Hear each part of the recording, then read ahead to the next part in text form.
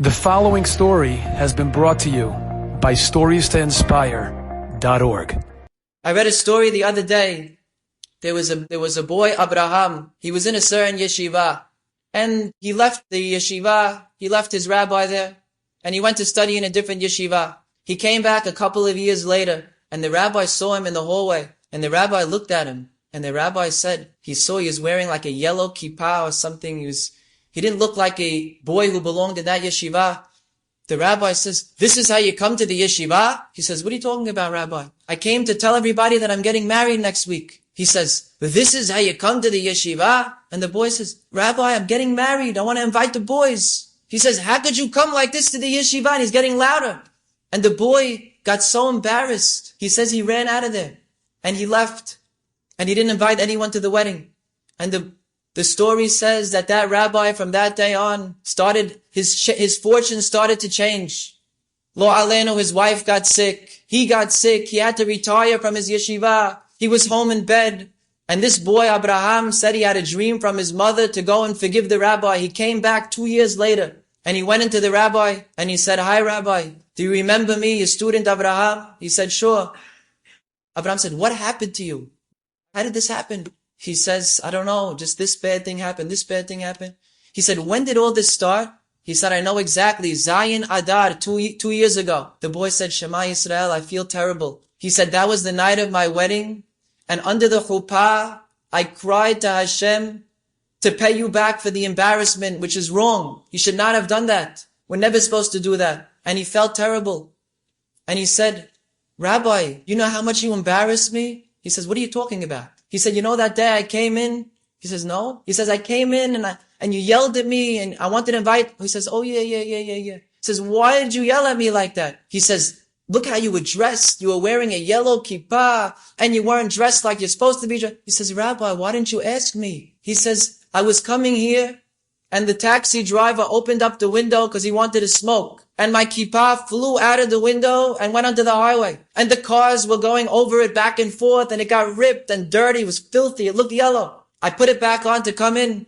I was dressed differently. I was going out that night somewhere else. I'm the same person. I'm in yeshiva. I wasn't trying to disrespect the yeshiva." And the rabbi felt terrible. He misjudged.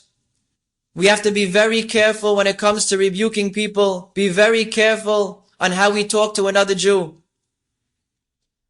The Hafetz Chaim, he was once in an inn, and he was selling his sefarim. He stopped off at an inn, and he was there, they were serving lunch, and some type of barbaric man walks in, and he sits down at the table next to him, and he says, "I want stuffed goose and wine, right now." All the waiters are pahad from this guy. They come in, the second he asks for it, they bring in the stuff, they serve him. Everybody's scared of him. Hafetz Chaim's watching. He devours the food. He doesn't say a beracha, nothing, no kippah. Hafetz Chaim gets up. He wants to go talk to him. The innkeeper comes and says, "Rabbi, don't go next to him. I'm telling you, he might hurt you." He says, "What's this?" He says, "This man was taken at the age of 7 by the Cantonists, and he was there in Siberia till 18.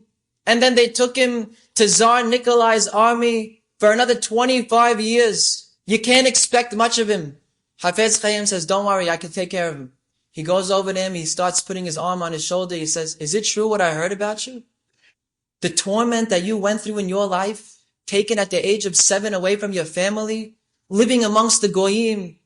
They probably fed you taref, and they probably wanted you to convert many times over, and you're still Jewish. Unbelievable. Unbelievable how you could still be Jewish under those conditions." He said, "You probably went through all that torture. It was all because you're a Jew. You were moser nefesh because you're a Jew. That's Kiddush Hashem. You lived the last 30 years of your life al Kiddush Hashem. I'm jealous of your reward." The man looked at the Hafetz Chaim. No one ever talked to him like that in his life. A tear started swelling up in his eye. They told him, "This is the Hafetz Chaim, the great rabbi." He looked at the rabbi, he started to kiss his hand. Hafetz Chaim said, "If you will take on anything in Judaism and become more religious, you will probably be from the greats of the entire world." And the man became a Baal Teshuvah. That's the way we rebuke with Ahava. Rav Aryeh Levine, he once came out of shul on a Friday night. And there was a man there smoking a cigarette on Shabbat. And he said to the rabbi, Rabbi, where's the King David Hotel? Rabbi Aryeh Levine looked at him with a smile. He said, the King David Hotel is very far from here. I'll show you how to go. I can't tell you. And he starts walking with him. And the whole way the man is smoking and smoking. And the rabbi is talking nice and giving him kavod. And they finally got there. The rabbi said, here's the hotel. The man looked at the rabbi and the man said, Rabbi, my heart is made of rock. Nobody was ever able to penetrate it in my life.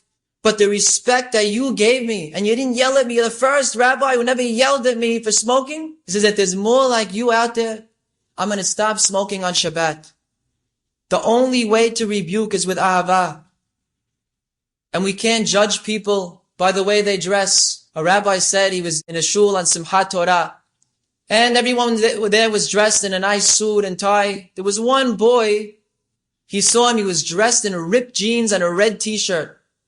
But he sees the boy praying the Amidah. And the boy was praying with such concentration. He finished way after everybody else. The rabbi said, wow, look at this boy. This boy is beautiful. He went over to the boy afterwards. He says, who are you? He says, I'm this. I used to be in yeshiva. I went off to derech. I'm starting to come back. He says, you want to learn Torah? He says, no, Rabbi, I'm not into that anymore. And then it was time to the hakafot.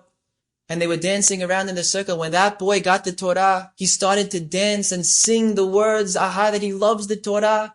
The rabbi was overtaken with emotion. He jumped into the circle and started dancing with the boy.